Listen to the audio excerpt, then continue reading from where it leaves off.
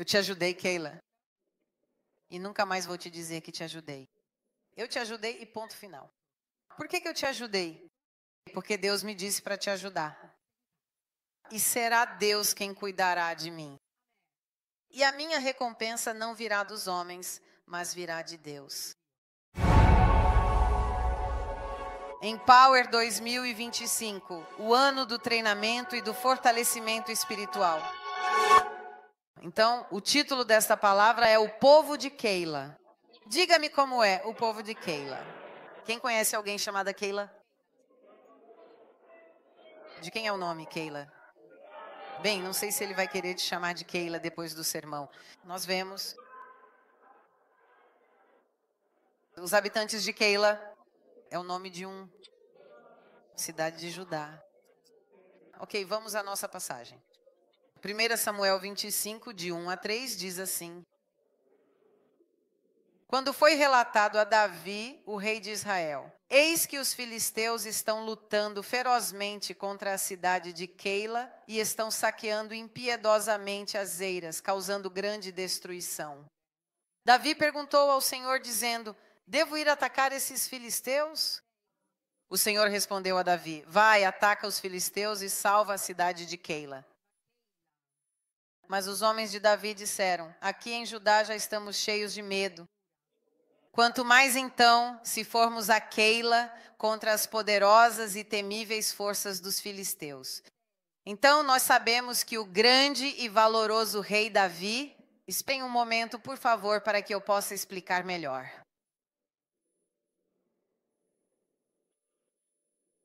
Nós sabemos que a missão de Davi era lutar contra os filisteus, mas neste momento Davi não está em uma situação ideal, onde você diria que ele está forte em seu palácio, que tudo está bem, tudo está ok. Vamos ver em que situação ele se encontra. Então estamos no momento em que Saul, o rei Saul, começa a perseguir Davi e ele começa a dizer: eu vou matá-lo, vou acabar com ele. E Davi foge para uma caverna chamada Caverna de Adulão. Isso vocês vão encontrar lá em 1 Samuel 22, a Caverna de Adulão. A Bíblia diz que nessa caverna se juntaram a Davi todos aqueles que tinham dívidas, todos aqueles que tinham algo pendente. E todas as pessoas que não estavam contentes, todos os descontentes. Davi começa o seu exército assim. Imaginem que exército maravilhoso, não é? Ele diz: quem está aí? Guerreiros? Não, eram bandidos descontentes. E a Bíblia diz que mais ou menos 100 bandidos, enfim, entre bandidos descontentes, gente cheia de dívidas, eles eram 100 pessoas. Digam comigo, eram 100 pessoas. Perfeito. Então, eles eram 100 pessoas e também se juntam a Davi nessa caverna, os parentes de Davi, ou seja, seus pais e sua família. Portanto, Davi está em uma caverna, essas pessoas se juntam a ele. Chega toda a sua família e, aos poucos, outras pessoas do exército que trabalhavam com Davi e outros descontentes também se uniram a Davi. Enquanto isso, Davi daqui vai para Moabe.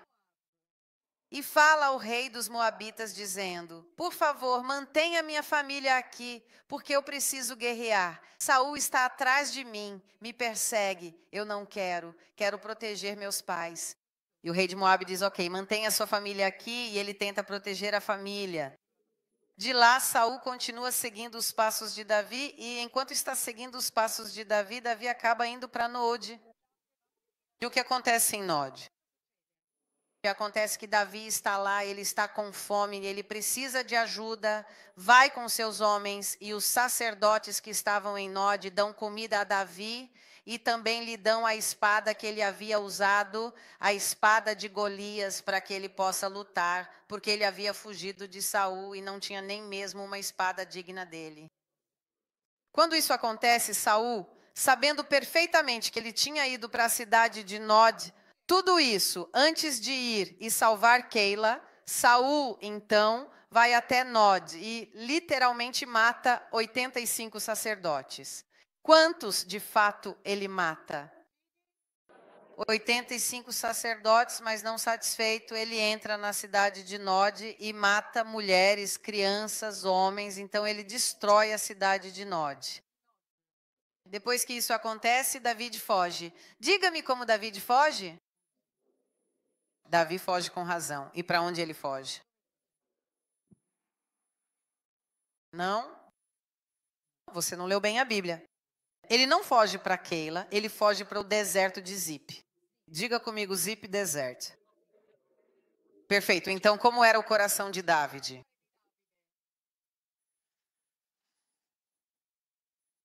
Temer? Como eram os homens de Davi?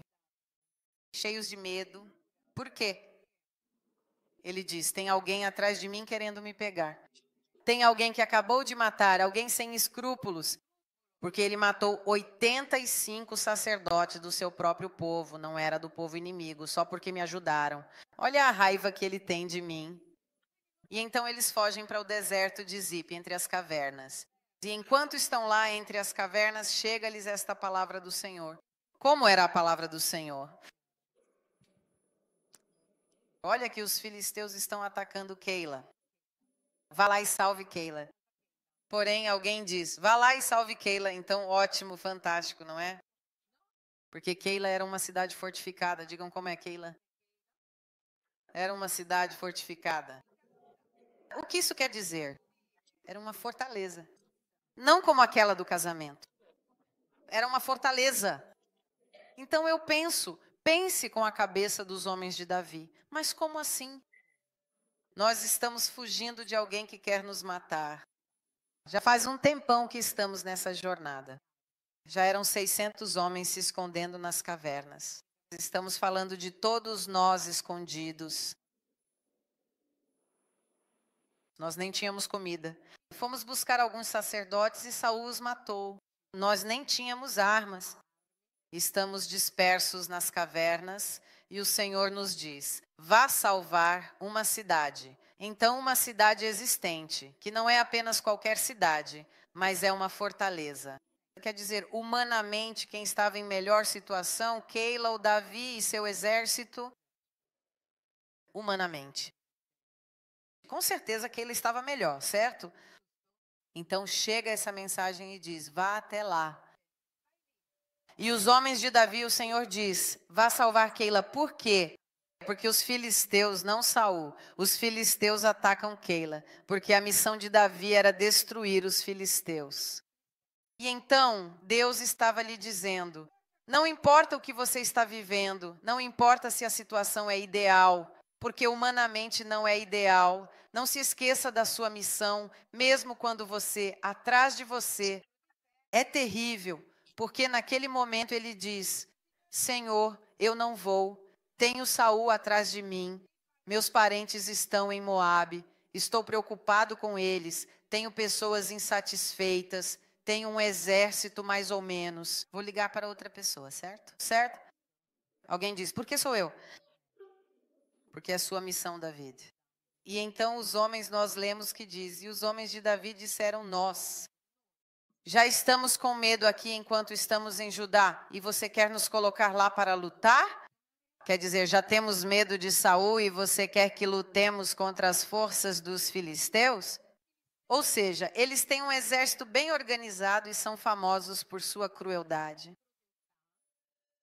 E não são tipo, eu entendo, você entende? Quem entende eles? Ele diz: Senhor, pede para outro nesse momento da minha vida, certo? Se eu estivesse no meu palácio, que tinha acabado de vencer algumas guerras, estaria tranquilo? Você me diz: vai ajudar Keila. Eu vou lá e dou uma ajudinha para Keila, feliz. Mas você não me pede no melhor momento da minha vida, você me pede no pior momento da minha vida. Quando eu não tenho nada, quando estou angustiado, e eu imagino a cara desses soldados dizendo: não é possível. Você tem certeza de que é Deus que está pedindo para nós? E a Bíblia diz que eles ainda vão pedir de novo. Em 1 Samuel 23, 4 diz, se colocarmos lá a passagem, diz exatamente assim. Davi perguntou novamente ao Senhor, como quem diz, você tem certeza?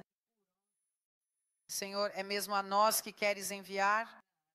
E o Senhor lhe respondeu, desce a Keila, porque eu entregarei os filisteus em tuas mãos. Provavelmente ele perguntou de novo, porque eles tinham dito para ele, você tem certeza? Pergunta a Deus se isso é verdade. Você perguntou direito? Você tem certeza de que Deus disse nós, justamente nós?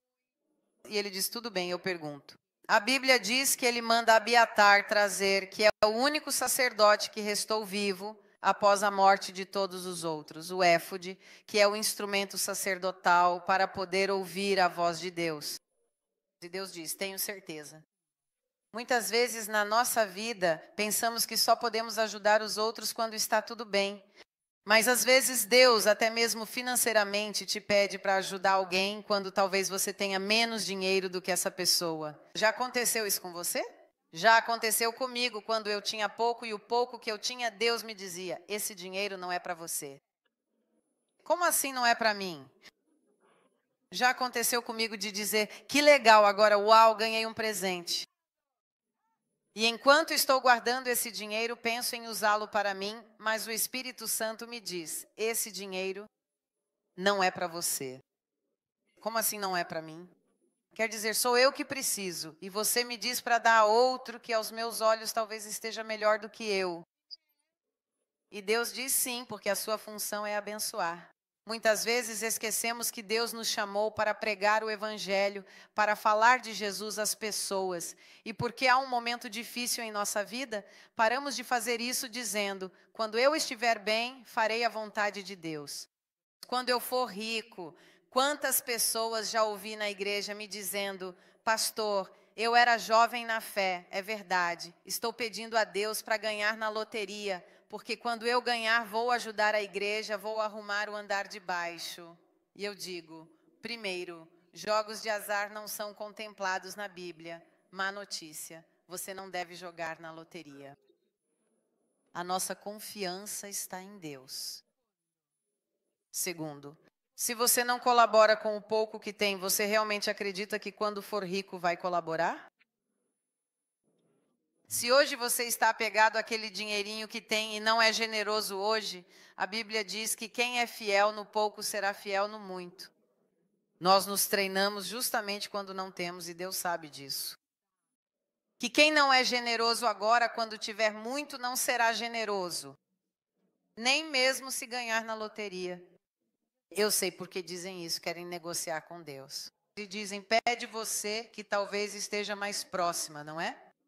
Que eu estou pedindo, mas vi um reel muito fofo, uns desenhos animados bonitinhos, em que tinha um que ia à igreja e dizia assim, Deus faz eu ganhar na loteria. Era assim, Deus dizia, tudo bem, vai lá. Aí ele diz, não, mas eu não ganhei, faz eu ganhar. Ele diz, tudo bem, vai lá. E depois diz, mas por que você mentiu para mim? Eu não ganhei. E eu disse, mas se você nem quer comprar o bilhete. Não, Deus que diz, pelo menos compra o bilhete, quer dizer, você vem me pedir. Quer vir, você é tão pão duro que nem o bilhete quer comprar, quer que eu faça tudo por você. O que eu quero te dizer é que nós não podemos esquecer que a missão de Davi era destruir os filisteus. Fomos chamados para pregar o Evangelho, fomos chamados para ajudar as pessoas, não importa se é um momento difícil, e não falo só economicamente, porque às vezes você está vivendo um momento terrível na sua família e vai chegar alguém pedindo ajuda para a dele, que você quase diz, desculpa, eu oro por você, você ora por mim, mas quando Deus nos chama para fazer algo, não devemos nos importar com as circunstâncias. Devemos obedecer a Deus além das circunstâncias e Ele estará lá conosco. Amém. Olhem, tem um pequeno mapa, não sei se colocamos, da distância entre Keila e o deserto de Zif. Não era muito longe, por isso Deus disse para eles, olhem, vão vocês. Era pouca distância, talvez 6 ou 7 quilômetros. Mas eles eram os mais próximos e essa era a missão de Davi. A Bíblia diz em 1 Samuel 23:5 que eles foram até lá e diz que Davi e seus homens foram até Keila, lutaram contra os filisteus e tomaram seus rebanhos, derrotaram os filisteus brutalmente e salvaram os habitantes de Keila. Yuhu, viva! Eles venceram e a Bíblia diz que venceram de certa forma. Então, eles realmente venceram. Eles dizem que derrotaram feio os filisteus e até esse ponto alguém diz, uau, porque eles não prestaram atenção ao que estava por trás disso. Eles não prestaram atenção às circunstâncias, mas obedeceram a Deus. O segredo está na obediência. O segredo não está nas circunstâncias. No livro de Gálatas diz que quando você presta atenção ao vento e à tempestade, você não investe. Quando você presta atenção ao vento e à tempestade, você não dá um passo porque tem medo. Mas eu quero te dizer que, mesmo nos piores momentos, se Deus te disser para investir tempo, não estou falando só de investir dinheiro, mas tempo, a vida. Se Deus te disser para investir, mesmo que pareça que Keila é mais forte do que você, obrigado. Ande pela obediência e não pelas circunstâncias. Amém? Há uma história na Bíblia, em Gênesis, acho que é 26, onde Deus diz que houve um tempo de grande fome, e na cidade onde Isaac estava, Isaac disse: vou para o Egito era, não sei, o Dubai de hoje, a América, vou para lá porque há dinheiro lá. E Deus lhe diz não. Então, matematicamente, a coisa mais fácil era ir para onde havia dinheiro, onde havia prosperidade. Diz: a Itália não está boa, mas eu vou para a Inglaterra, para a China, para onde eu quiser. Muitos fazem isso, mas se não for a vontade de Deus, mesmo que você vá para um país rico, você continuará pobre por dentro e por fora. Não vai dar certo, porque é a vontade de Deus que traz prosperidade, não o lugar. Prosperidade não é um lugar, prosperidade está dentro da vontade de Deus. Amém? Então não adianta mudar de cidade. Então eu vou para aquela empresa porque aquela empresa é mais rica que a minha, depende. Por exemplo, Deus disse a Isaac para ficar nesta terra e semear na terra que estou lhe contando. E ele diz: mas agora, senhores, em tempos de fome, onde não havia água, eles estavam no deserto, os poços estavam vazios. E a Bíblia diz que onde quer que Isaac colocasse a mão, surgia um poço de água. As pessoas até ficavam irritadas com ele. Não é possível que tudo o que ele toca dá certo, porque a prosperidade está na obediência, não no lugar. E a Bíblia dirá um pouco mais adiante, ainda no livro de Gênesis, que Isaac semeou naquele país e se tornou não apenas rico, mas riquíssimo. Por que muito rico? Porque ele permaneceu onde Deus lhe disse, no pior momento, e não se importou humanamente com as circunstâncias. O melhor seria ir ao Egito, mas não nos movemos de acordo com as circunstâncias, nos movemos seguindo a palavra de Deus. Essa é a grande diferença entre nós e todos os outros. Amém? Você tem o Espírito Santo, diga comigo, eu tenho o Espírito Santo. Então vamos voltar agora. Ele deixa Saul para trás, estamos com medo, estamos dormindo nas cavernas do deserto de Zipe. Vamos ajudar esta abençoada Keila, vamos lá. Uau, grande vitória e até agora maravilhosa. Depois vamos lá em 1 Samuel 23:7, onde Davi ouve e diz: Saul soube que você está em Keila. E Saul pensou que Deus estava te entregando nas mãos dele. Agora Saul vai te eliminar. Quer dizer, acabei de lutar com os filisteus, venci. Vocês sabem que guerra é uma coisa cansativa.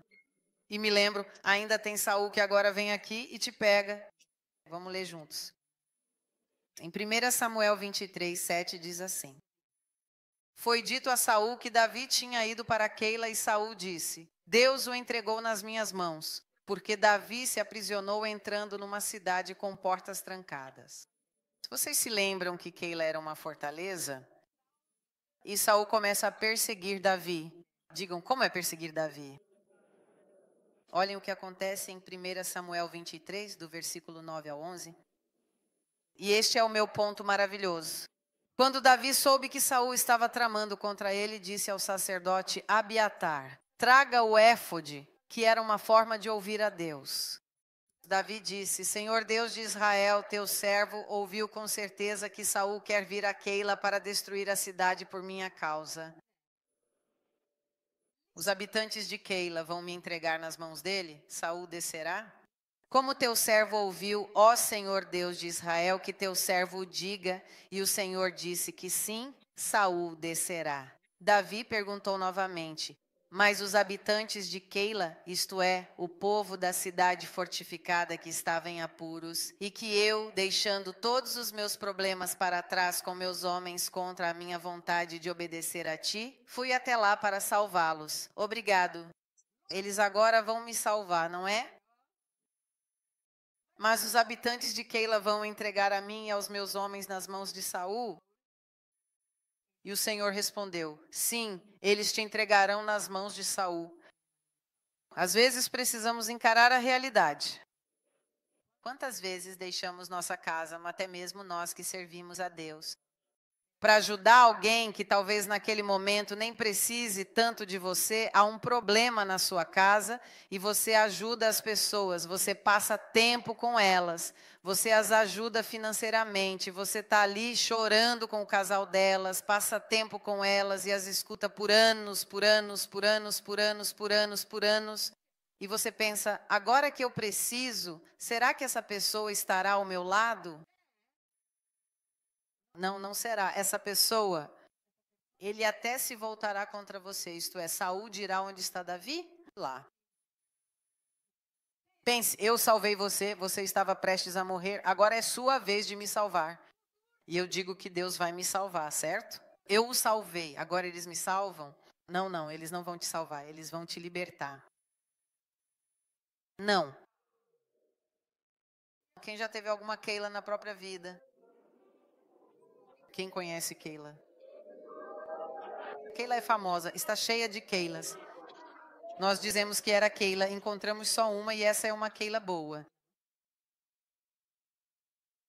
Quem já conheceu Keila? Quem já frequentou Keila? Quem já cuidou de Keila? Quem já foi amigo ou amiga de Keila? Quem já disse que esta é minha casa, que você dorme na minha casa, que eu passo tempo com você, que eu choro com você, que eu escuto você 200 vezes coisas que eu nem quero ouvir? Quem já deu ouvidos a alguém que não queria ouvir? Quem já passou um tempo ouvindo alguém dizer alguma coisa? Você com 1 milhão de problemas aí.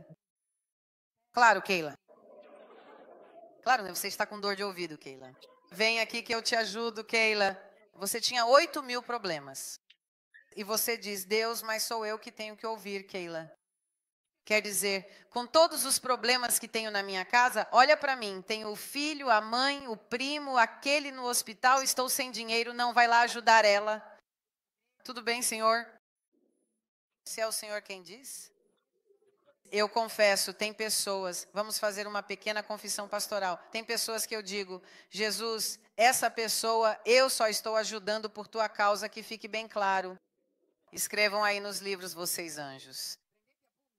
Anotem que eu não teria saído da minha casa, do meu tempo, para ajudar a Keila.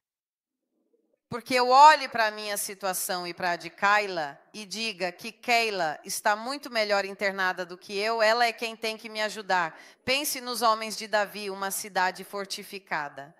Em vez de dormir no deserto, por que Keila não abre a cidade para nós e nos deixa tirar um cochilo lá na casa de Keila?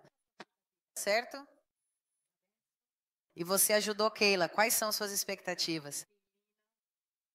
Agora que estou precisando, Keilina vai dizer, amiga melosa Pincopalo, você me ajudou, agora é minha vez. Saul vem e eu vou dizer, lá, onde está David? Lá, eu não sei. E em vez disso, Senhor, os habitantes de Keila vão me proteger, certo, meus homens? E Deus diz, não, eles vão te entregar a Saul.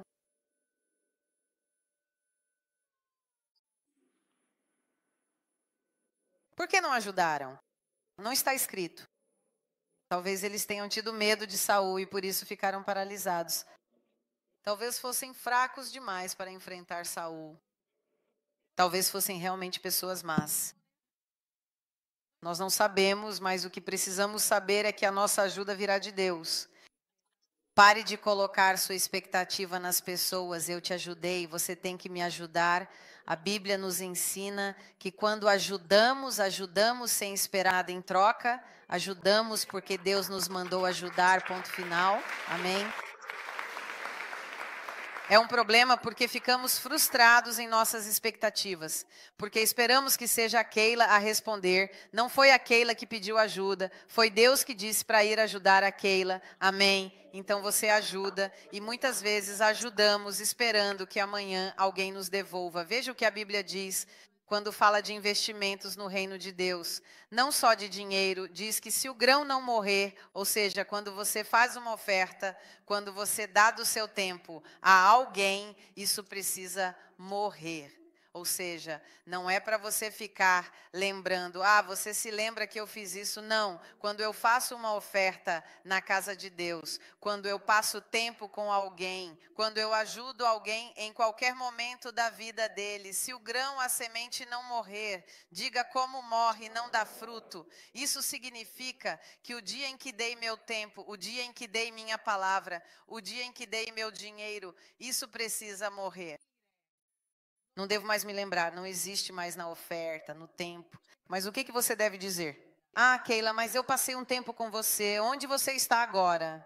Olha que eu estava lá, estavam me perseguindo, tinha Saul, deixei tudo. Estava no deserto, vim te salvar e você não me salva. Não? Você precisa morrer. Eu te ajudei, Keila.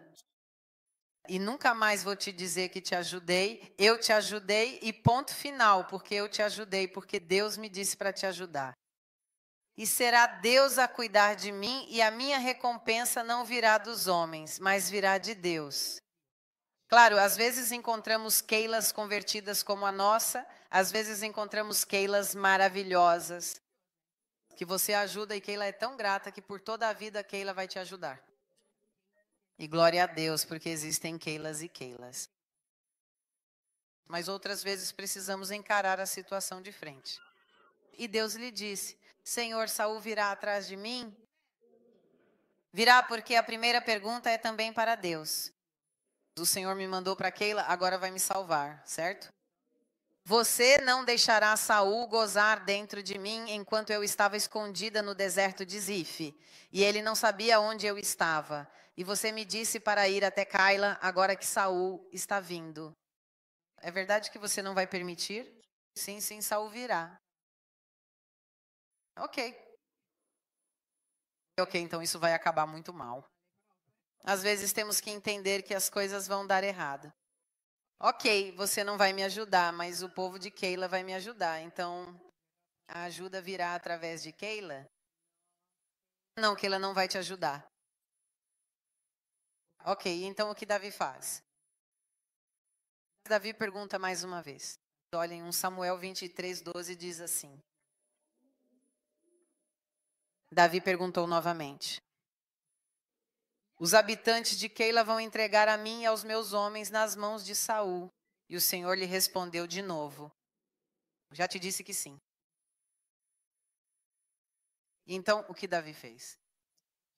Ele fugiu com seus 600 homens de Keila e a Bíblia diz que ele começou a ir de um lugar para outro, fugindo de Saul. Como é que é? Fugindo de Saul. Há uma tradução que diz, não só que ele estava fugindo de Saul, há uma tradução que diz que Saul estava caçando de um lugar para outro. Você sabe o que significa ser caçado? Não só Saul o estava procurando, ele o estava caçando. Vamos ver se ele está ali, vão por ali, ele ia por aqui, dizem, Saul está atrás de você, meu Deus. Quer dizer, ele passou por isso, mas o que a Bíblia diz? Aqui está, outra tradução. 600 homens deixados ir para o deserto, estão aqui dia após dia. Mas a Bíblia dirá, vamos ler ali, abram a passagem, a próxima, 23:14, Davi permanece no deserto em lugares seguros. Ficou na região montanhosa do deserto de Zif.